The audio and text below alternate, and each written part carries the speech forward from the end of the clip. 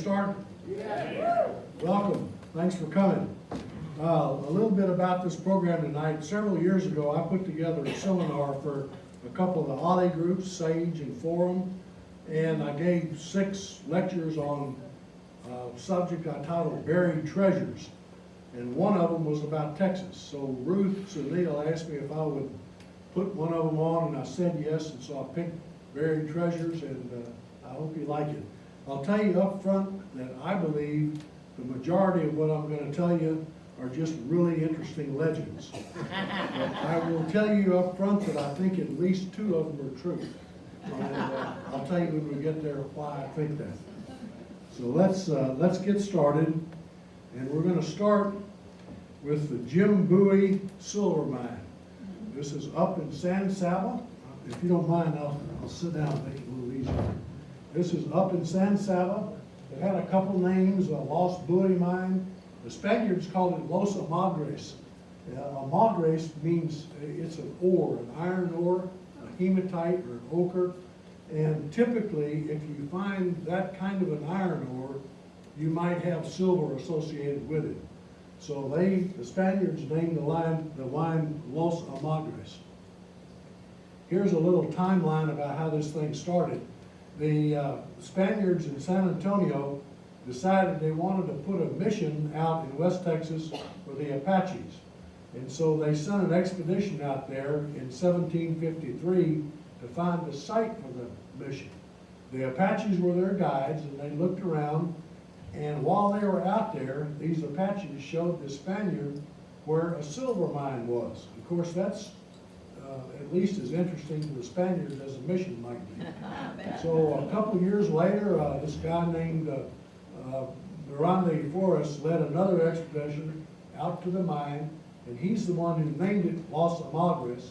He dug some of it up, he took a small sample, he sent it back to Mexico, and they said it's too small to assay.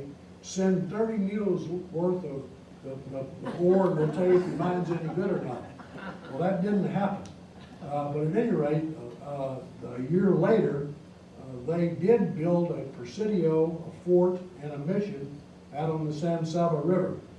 And the captain of the presidio, the fort, which is today in Menard, Texas, got some of the ore and he brought it back. The mine was not at the presidio. He got some of the ore, he brought it back to the presidio, and they smelted it.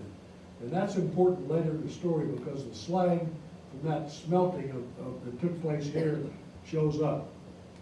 So a year later, a bunch of Comanches come down. They didn't like the fact that the Spaniards had put a mission for the Apaches. They were big enemies with the Apaches. So 1,000 Comanches come down, wiped out the mission completely, and the presidio stayed there, stayed for another 10 years, and then the presidio was abandoned. In 1778, the Spaniards hadn't forgotten about this place, so they sent another guy out. He took some more samples, sent them to Mexico, and the word came back, yeah, there's some silver, but it's really fairly low assay, and it's not quite a big deal. So they're still out there prospecting, trying to find a mine, and 6 prospectors were working in 1788, and the Apaches attacked them and killed them. They had a Spanish map that showed the place. There was a Frenchman that sent a bunch of ore back to Mexico. We don't know the results of that, but the Frenchman left and never came back, so the implication is it wasn't all that good. But then in the 1820s, a lot more interest. Now this is 50 years has passed. So this guy Rodriguez sends a letter to the Viceroy, and he says, upon the San Saba Hills, there are mines of unsurpassed riches. And they know them by Los Amagres, and there'll be more wealth than all of those Mexican cities that had big silver mines in them. So he was really putting out the word. And by then, they thought the mine was at the Presidio, which is in Menard, and the ruins are still there. So here's this guy Miranda's report, and a little map that shows where he went. There's San Antonio, and he went on up to where the Llano River runs into the Colorado River, and he found the Los Amagres mine right there. And over there on the San Saba River is where the Presidio and the mission were. So you can see that the mine was not at the Presidio. But Miranda writes, he said the mines are so abundant that he guarantees every person in Texas will have their own mine and be completely rich. And of course, that stirs people up quite a bit. So here come the Americans. And Stephen F. Austin is making his first trip to Texas. He's escorted by a man from San Antonio named Erasmo Seguin. Seguin tells him there's a very rich silver mine up on this river on the San Saba and a gold dust mine on the Yamo. And so he tells Austin there's treasures up there. A few years later, Jim Bowie moves to San Antonio, married the vice governor's daughter, got to be a big deal in San Antonio. He and some guys went up and visited that Presidio, and he found the flag from that smelting operation. And he says, aha, this is it. We've got the mine, it's a big deal. Stephen F. Austin shows up. He's trying to get Americans to come to Texas, and so he puts out a promotion that says there's a rich silver mine successfully wrought many years ago until the Comanche came and cut off the workmen. That same year, Jim Bowie and his brother Resin Bowie took another trip up to the mine. I don't know if they found it or not, but they got in a big fight with the Comanches, and that became national news, and they ended up writing a story about it in the Saturday Evening Post. And so there's the article from the Saturday Evening Post that shows Jim Bowie fighting the Comanches up there at San Saba. Now here's a map. It's Stephen F. Austin's first map of Texas, 1829. We're still a part of Mexico, so he does it in Spanish. And you can see on the San Saba River here is Mina de la Plata. It's silver mine, Mina de la Plata. Shows that right there. San Antonio River runs into the Colorado down, and here is Amalgo Creek and a mountain that they named Bufa. And the reason that's significant is in Zacatecas, which was the richest silver mine in Mexico, the mountain that had the silver in it, they named La Bufa. So there's La Bufa Hill in Zacatecas, and the Spaniards named that little peak by the mine, gave it the same name. So here's a 1836 Austin map. He now can do it in English because Texas is freed from Mexico, so he calls them silver mines. And there is the Amalgo Creek right there, and he shows Peak right there, and sure enough, that's Pack Saddle Mountain. So if you all are familiar with that area, Pack Saddle Mountain was the Spaniards' La Bufa at the silver mine. In 1849, there's a guy named William Huff that lived in San Felipe. He hears they discovered gold in California. He forms a big wagon train. They're heading for California to find gold. He wrote a really interesting diary of that trip, and he drew this map of the Colorado River. There's the San Saba River. Mina Perdida, hidden mine, up there by the Presidio. And he, in his diary, he says somebody named Conrad told his father that they'd seen specimens of the silver ore from that mine. The Comanches were selling them in San Antonio, and they were so pure that they just chopped them off with a hatchet.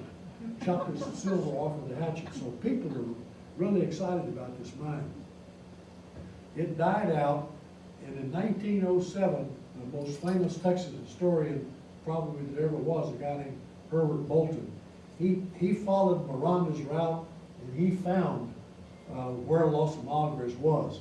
And it's just across the Colorado River from Kingsland. So they named it the Cave of San Joseph, and it's on today's Honey Creek. That's Los Amalgres Creek. It's Honey Creek. Here's a picture of it. This is a topo map. There's Kingsland. There's the Colorado River. About maybe it's 10 miles over here. You have Honey Creek running down. This is the Riley Mountains over there, and right there is the cave or the mine. By that time, some men named Boyd had bought it, and they had done some digging there, and it's still there today. So this is one of the entrances to the mine. They put some mesh there to keep people out of it. And there's another entrance that I guess if you slip up there in the dark of the night and really want to, you can probably go in that mine. The legend endures There's all kinds of stories about the silver mine, Jim Boy's silver mine. Most people still think the mine is at the Presidio in Menard, but it's not. It's over by Kingsland. So there's a lost silver mine. Now we're going to come to a little more modern story, and I want you to meet Nathan Smith. He is or was in 2005, a musician and an entrepreneurial filmmaker from Los Angeles.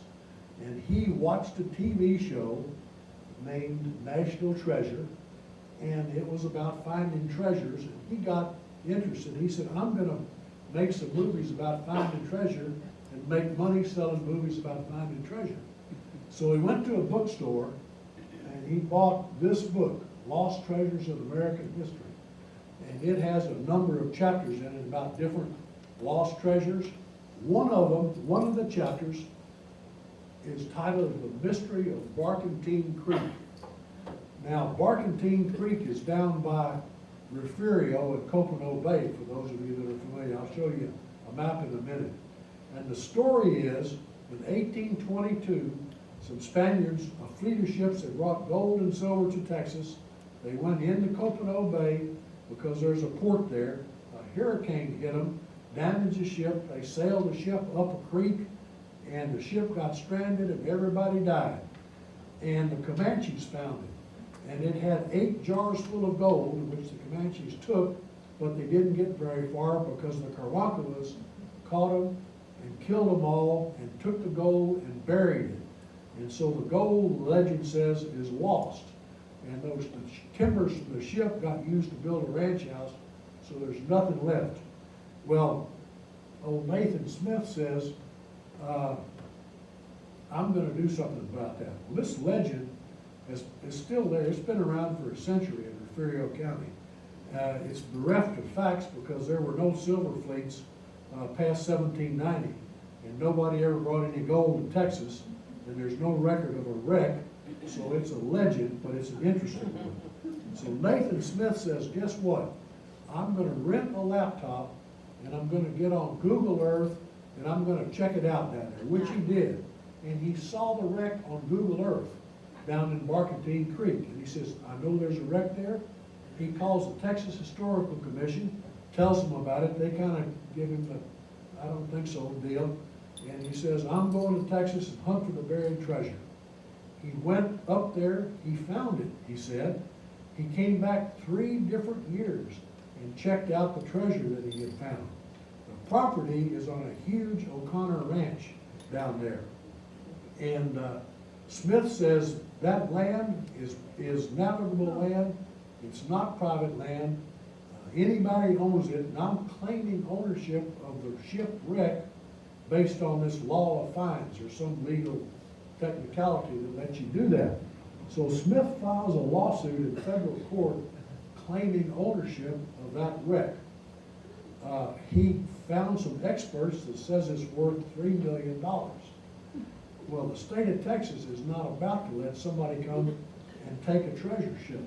And so the state of Texas joined themselves to the lawsuit and said, no, that ship doesn't belong to anybody but us. That's public property, and the state of Texas owns it. Here's a couple of maps that'll orient you. This is Rockport down here. There's Key Lake Road. That's Highway 35 that goes on up the coast. That's the big bridge across the bay down there. This is Aransas Bay. This is Copano Bay.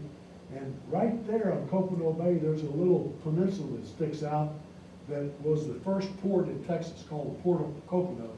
The Spaniards used it, and then the Mexicans, to supply the La Bahia Mission in San Antonio. So ships did come in and unload at the Port of Copano. This is Mission Bay, and that's the Aransas River that goes on up to Refugio, and that is Barkentine Creek, and that's where the shipwreck was. Here's a little different picture of the same thing. They're called the Mellon Lakes. This is all the O'Connor Ranch here, and there are several of these Mellon Lakes. That's the river that's going up, and so presumably that ship is in one of those 4 lakes, and Nathan Smith never did say which one it was in. So it goes to trial in December of 2008. Ron Walker lives in Victoria. He's a friend of Francis and mine, and we live down there. We know him pretty well. He is the the lawyer representing the O'Connors in this lawsuit. And he says, needless to say, we're not gonna let someone come down here and do whatever he wants just because he bought a book in the bookstore in Los Angeles. That's just offensive. The court made a ruling on the case. They said the case is dismissed. There's no substantive evidence presented. And so they dismissed the case, but they did say, from a legal standpoint, that Melon Lake is in navigable waters. And so it's public land, not O'Connor land. And Smith can go back anytime he wants as long as he stays in the lake and doesn't get off on the bank. And he says, I know people are laughing at me, but that's just fine. I'm gonna make movies and I'm gonna spend the rest of my life looking for treasure and maybe I'll find some. Just wait and see.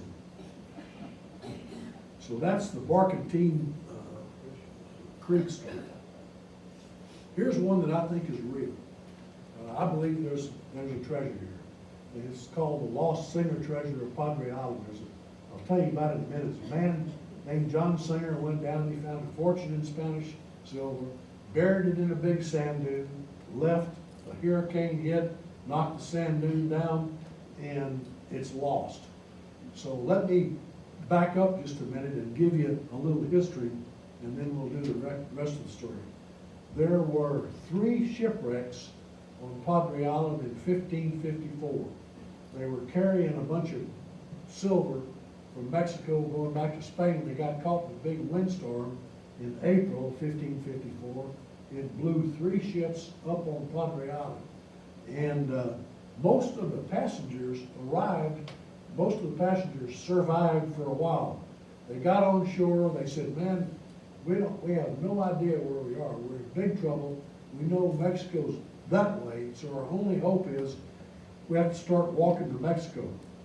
So they took off, and shortly the Caranco Indians caught up with them and kept harassing them.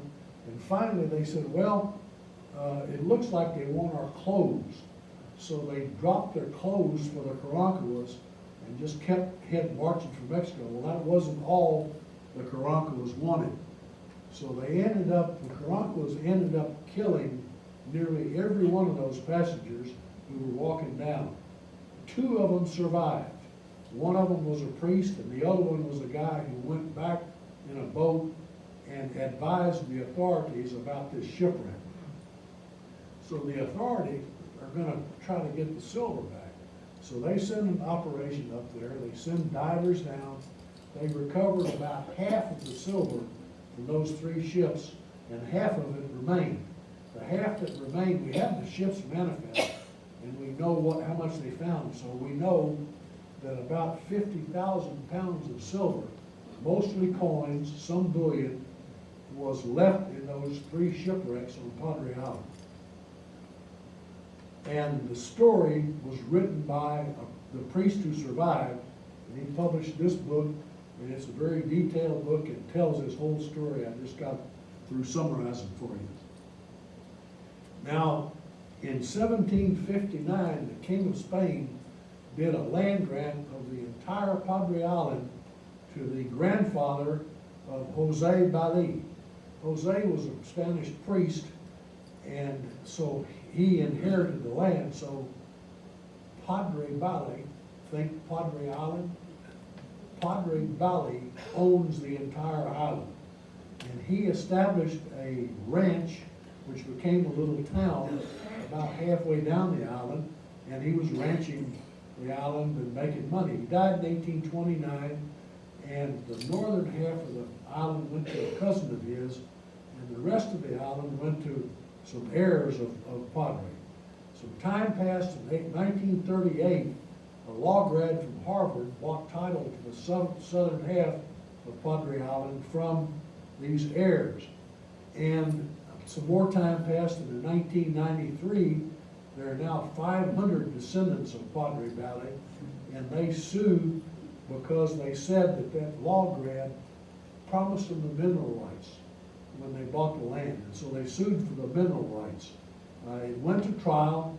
The first jury decided in favor of the heirs, and then it went to the Texas Supreme Court, and it was overturned in 2008, so the heirs don't own the mineral rights. And meanwhile, the island has become owned by other people. Here's a map. That's Padre Island. There's Port Isabel down at the end. That's the Brazos River coming in. This is Port Mansfield. There's a ship channel that runs through going into called Mansfield Cut. And there are the 3 ships that sunk. One of them was right in the cut. And about every 3 miles, there's another one of these shipwrecks. Bally's Ranch was right there. And that lasted for about 25 years. And so along comes John Singer. He's from New York. He brings his family in 1847, settled in Port Isabel, bought him a boat, got in the shipping business, started making some money. They had a shipwreck on Padre Island in 1848. And he was with his family, and they decided to stay on Padre Island. So he built a home near Port Isabel across the bridge, and got cattle and started making some money. And in 1851, he bought that southern half from the Valley heirs and continued to operate the ranch that was the Valley used to have. This John Singer's brother was the sewing machine magnate, that you know, Singer sewing machine. That was his brother. So there's the same map. Singer's home is down here across from Port Isabel, about where all the tourist stuff is now. And then he had the ranch at Valley's place. So while he was living there, his children would take a horse and ride up to that shipwreck and find all these silver coins laying on the beach that were left over from the shipwreck. So they collect silver. Said they got up to about $80,000 worth. He buried it in Money Hill, a great big sand dune. So he hid it by burying it in his sand dune. The Civil War came along. He was a Yankee. He had to leave because he wasn't welcome down there anymore. So he takes his family back to New York. While they're back in New York during the Civil War, a hurricane hits, knocks Money Hill flat, and the money that he buried is lost. And there have been a lot of people looking for Money Hill since then, including me, and none of us have found it. And so I believe that the treasure's still there, and one of these days, somebody's going to find John Singer silver. Now, there is still treasure there. And if you go to where those shipwrecks are, and you spend a lot of time with a metal detector, and you get really lucky, like this guy Bill Mahan did, you can find some of those silver coins yourself. And he has, and he ended up writing a book about it called Padre Island, Treasured Kingdom of the World, and the treasure's still there. Okay, Sam Bass. You probably know about Sam Bass. He was born in Indiana, lived with his uncle, came to Denton, worked as a teamster, went on trail rides, went gold prospecting in the Black Hills, went broke, and started robbing stagecoaches. And he robbed a train in Nebraska in 1877, and he got $60,000 in gold. He had 5 partners. This is true. And they split the $60,000. Well, Sam comes back to Denton, and he's got all this riches that he got. He forms him another gang in Denton, and they start robbing stagecoaches and trains out of Dallas. And so the Pinkertons are after him, the Texas Rangers are after him, and here's his story.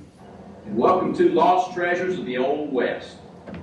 In this episode, we're going to talk about the lost treasure of Sam Bass. After failing several legitimate businesses, Sam Bass turned to a life of crime. He formed a gang and robbed the Union Pacific Railroad gold train from San Francisco to California. Bass and his men robbed the train on September 18, 1877 at Big Springs, Nebraska. They took $60,000 in gold, in $20 gold pieces. That's about 3,000 $20 gold pieces. Each of those gold pieces today is worth approximately $1,500 to $1,700 a piece. That would mean that that treasure today would be worth approximately $5 million. This made Sam Bass a lot of money, so he decided to commit lots more robberies. But after lots of robberies, the gang never made more than $500 at a time on a single robbery. The gold train was by far the biggest robbery they ever committed. In 1878, the gang held up 2 stagecoaches and 4 trains within 25 miles of Dallas, Texas, and they became the object of a big manhunt from the Pinkertons and a special unit of the Texas Rangers.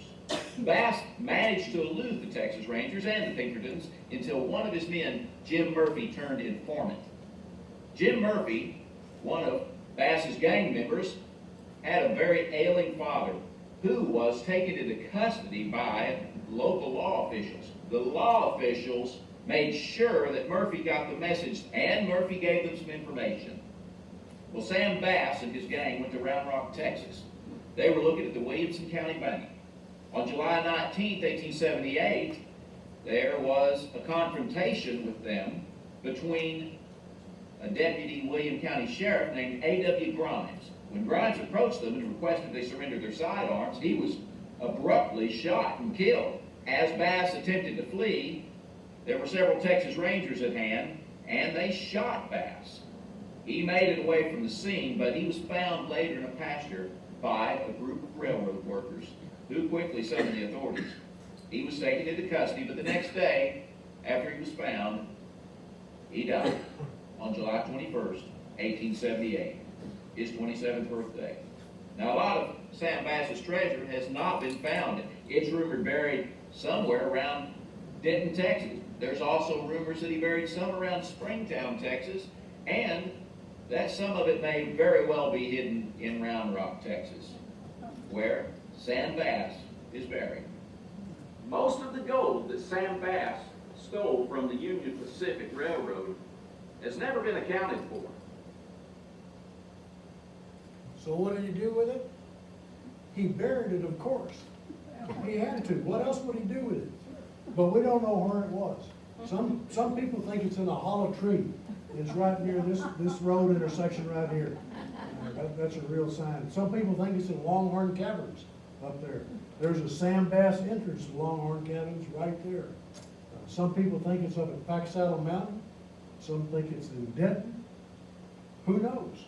Nobody's found it yet. All right, now we're going to stay in Texas and we're going to talk about the Newton gang. These were 4 brothers from Uvalde. There they are. And they were big bank robbers, big time bank robbers. And they said, no, we didn't rob all the banks in Texas. We just robbed 30 or 40. They robbed a train in 1914 and a bank in Oklahoma. And then time passed, they kept robbing banks. And collectively, they robbed more loot than Butch Cassidy, the Daltons, and Jesse James combined. These were the biggest train robbers and stagecoach robbers in United States history. They got a big one up in Illinois in June of 1924, but they got caught. 3 of them did. 3 of the brothers were arrested. Jesse Newton got away. He headed south, went to San Antonio. He got drunk and buried $35,000 outside of town, went back to the place, never could remember where he buried the money.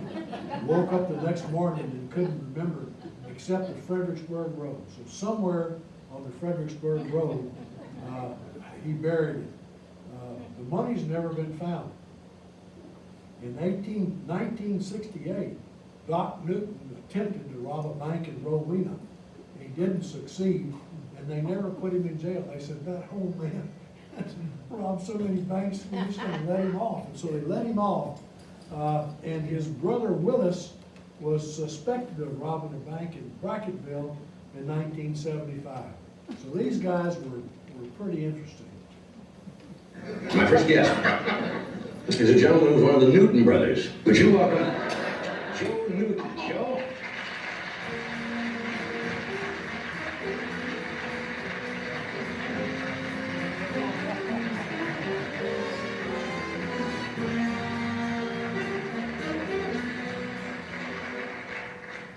are you, sir? I'm It's fine. nice to meet you.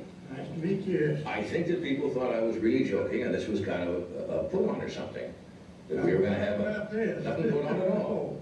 This was in 1924, 1924. that you robbed the train. What train was that? Now, I wasn't around in 1924. It's around out of Chicago, right out around that, Illinois, about 30 miles out of Chicago. Right. And at the little station they call around that, that's where they got the names where it was, and it was a mail train, two mail trains going on west. Right. Now, it says you, in 4 years, you robbed 80 banks. Yeah, we robbed a lot of them.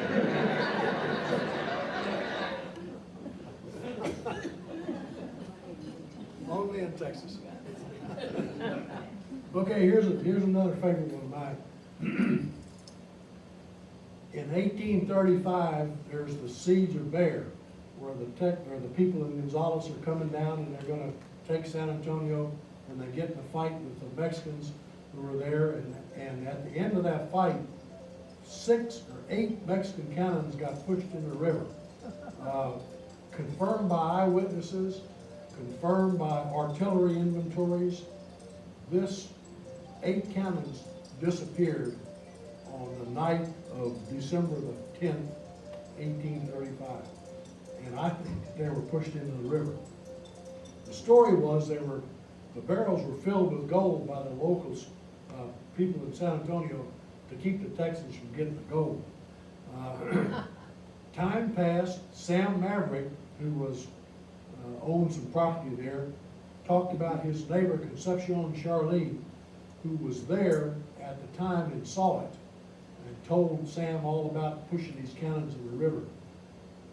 Maverick's sons used to dive in the river right there and could touch the cannons in this blue hole where they were fighting. They found them in San Antonio in 1911. A really interesting newspaper article. They found the cannons, but they couldn't recover them because they found out they needed a federal permit to take something out of the water, so they didn't recover them. Surely they looked in the barrels and saw no gold because they kind of forgot about it. They started looking for it in 1839 when they were building the river walk. They didn't find it then. In the 1990s, this guy Clive Cussler, who wrote some adventure stories, he made 4 different searches of the San Antonio River using magnometer, which only finds iron. These cannons are bronze. The magnometer would not trigger on a bronze cannon, so they didn't find them. And we're trying to get them to still look. There is a chance that the Alamo people will make a search of the river this year with the proper equipment.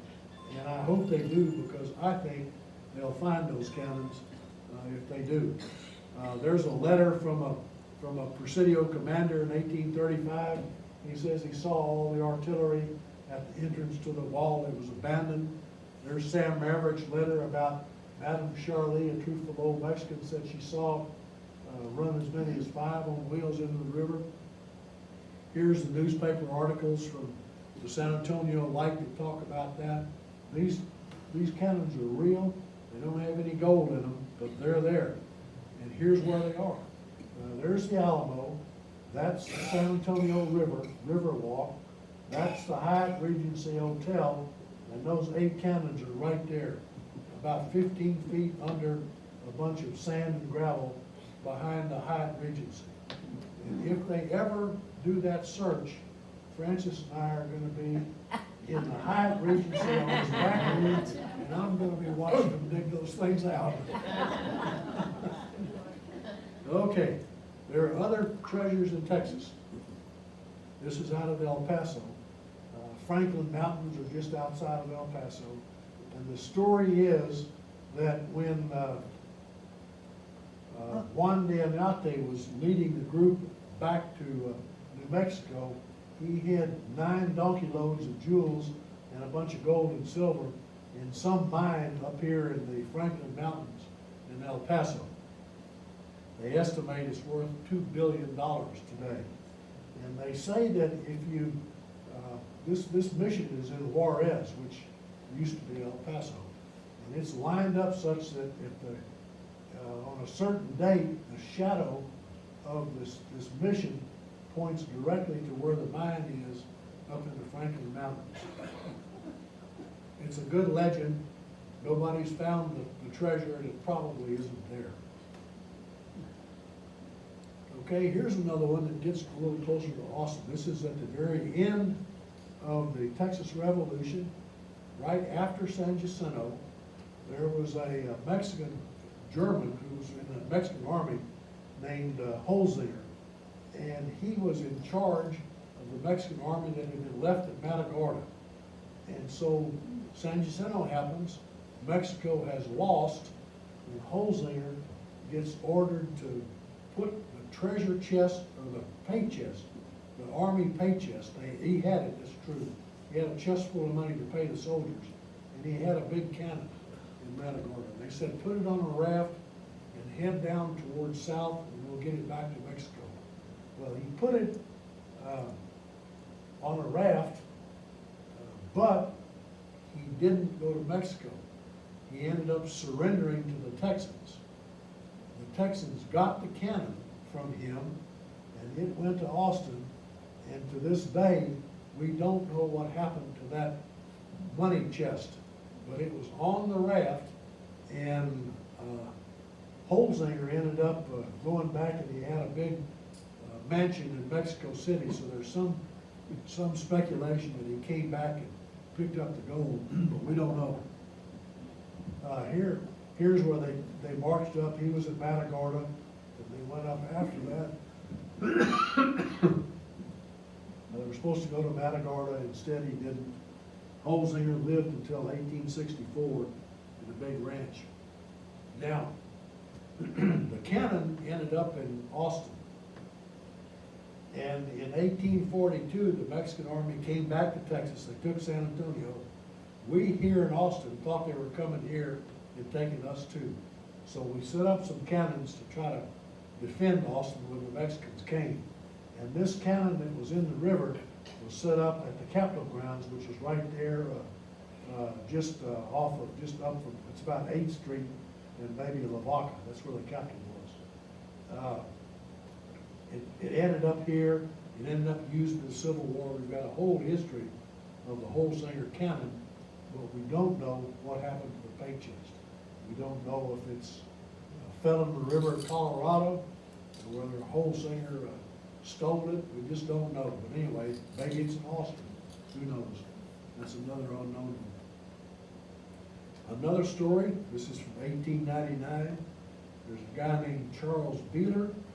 He was hired by Wells Fargo in San Antonio to take a bunch of money to the Southern Pacific Railroad station, put it on the railroad, and they were going to send it west. $50,000 at that time. Well, Beeler put it in his wagon and he took off for the railroad station, but he turned left instead of right, and he disappeared. He went to Mexico. He had a hard time in Mexico. They robbed him. But he had buried the money before he left. And he ended up getting arrested. He spent 5 years in prison. Wells Fargo wanted to know where their money was. He actually took them and tried to show them where he buried it, but they never could find it. And it's never been recovered. There's a San Antonio newspaper article that describes that. Here in Austin, there are several legends of buried treasures in Austin. One of them says that 40 donkey loads of silver were buried somewhere out in Leander in the 1820s. There's another legend that says during the Revolutionary War in 1836, the Mexican army came through Austin, which is not correct. But this legend is that they came through Austin and they buried the payroll somewhere at the mouth of Shoal Creek, which is really not that far from where we're sitting right now.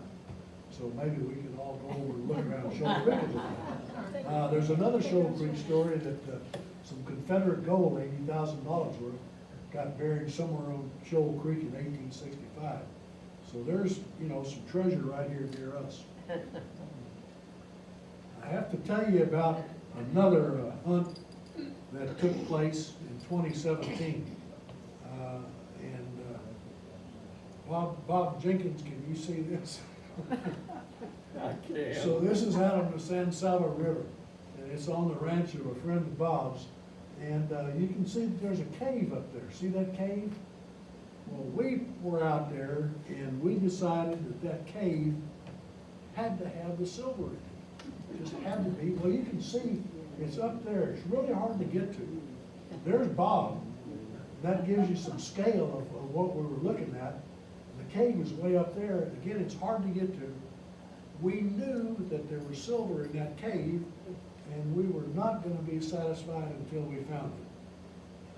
So the first thing we did was we got a long pole and got up on top and lowered the pole down.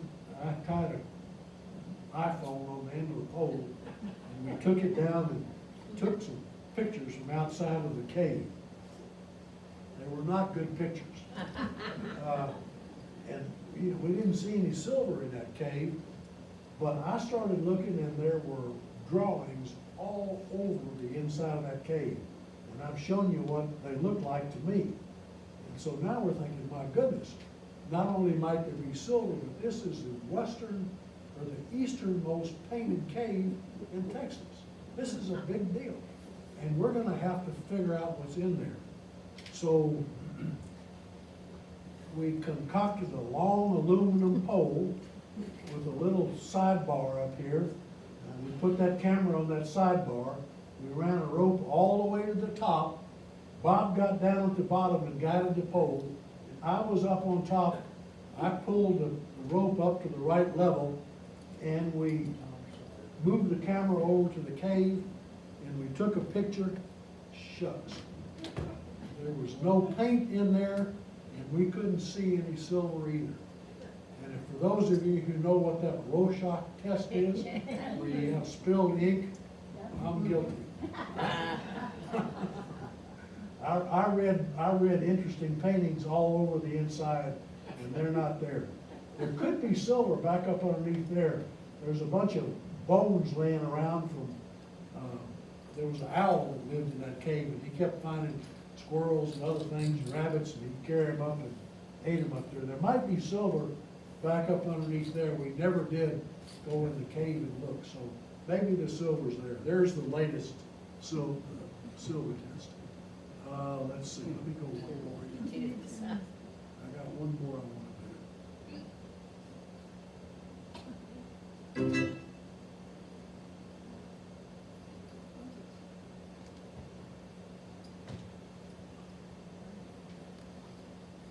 The lost Bill Kelly mine at the mouth of Reagan's Canyon on the Rio Grande River.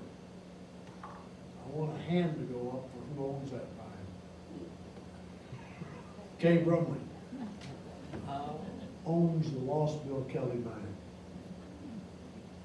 Whoops, that's not the rest of the story. At any rate, there's a whole story about it. The Reagan brothers owned the land. They had a guy that worked for them. He went across the river into Mexico. He found some gold. He took it back. They buried the gold somewhere where Reagan's Canyon dumps into the Rio Grande on Kay's Ranch. So if you want to go look for the lost Bill Kelly mine, there's your person to go do it.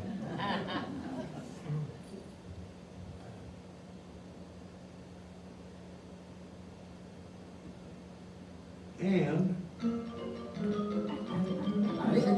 that's all, folks.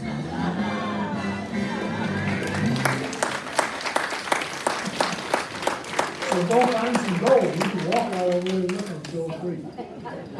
Comments, questions? Linda. We had a lake, a small cinder block lake house in Kingsland where the Llano and the Colorado converged. And not far from there, there was a low water crossing over the Llano with a little bit of rapids. It was a great swimming hole where we took our grandchildren.